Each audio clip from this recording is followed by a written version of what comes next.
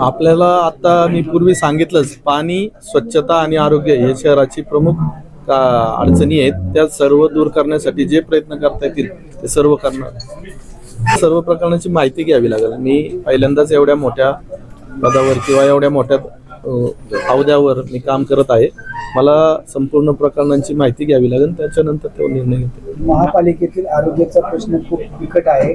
तुम्हालाही माहिती आहे की गाड्या घरोघर येत नाहीत, गाड्यांची बिघड होती. याबाबत सगळ्यात जास्त हा महत्त्वाचा मुद्दा तुम्ही कसा हाताळणार? आरोग्य का स्वच्छता? आरोग्याच्या बाबतीत स्वच्छता आरोग्य. आम्ही सर्व अधिकाऱ्यांची बैठक घेणार आहे आणि हॉस्पिटलला सुद्धा जे आपल्या पिंपरी चिंचवड शहरातील मोठे मोठे हॉस्पिटल आहेत, वायसीएम असेल, थेरगाव असेल, जे तिथं सर्वीकडे मी स्वतः जाऊन व्हिजिट करणार आहे आणि ज्या अडचणी असतील त्या अधिकाऱ्यांशी चर्चा करून त्या सोडवण्याचा प्रयत्न करणार.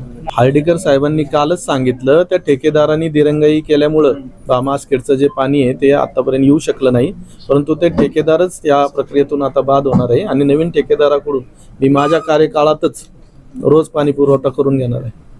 खरं तर महापौरांची स्वर्गीय अंकुश भाऊ लांडगे यांच्या पुण्याईमुळं भारतीय जनता पक्ष या शहरातील आमदार आदरणीय महेशदादा लांडगे, आदरणीय शंकरशेठ जगताप, बापू काटेंनी सुद्धा मनाचा मोठेपणा दाखवला, आदरणीय अमितजी गोरखे, उमाताई खापरे आणि आमचे सर्वच भारतीय जनता पक्षावर मनापासून प्रेम करणारे आमचे सहकारी, सर्वांच्या आशीर्वादाने, सर्वांच्या सहकार्याने मला आज ही संधी मिळालेली आहे.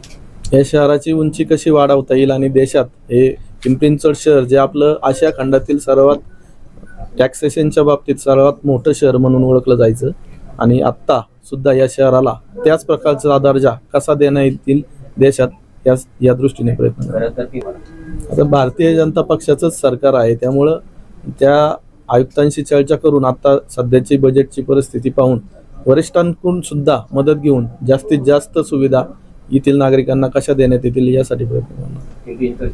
हा त्यासाठीच मी मुख्यमंत्री साहेबांना भेटून या शहराच्या गरजा, प्राथमिक गरजा सांगणार आहे आणि मुख्यमंत्री सहाय्यता निधी असेल किंवा मुख्यमंत्री मनापासून आम्हाला मदत करणार आहेत. सर्व शहरातील नागरिकांना हा संदेश दिला जाईल की 4 वर्ष झाले प्रशासन काळामुळे आपली गैरसोय झालेली ही सर्वांना मान्य आहे, परंतु आता सर्व तरुण तडफदार नगरसेवक या सभागृहात आज आलेले आहेत.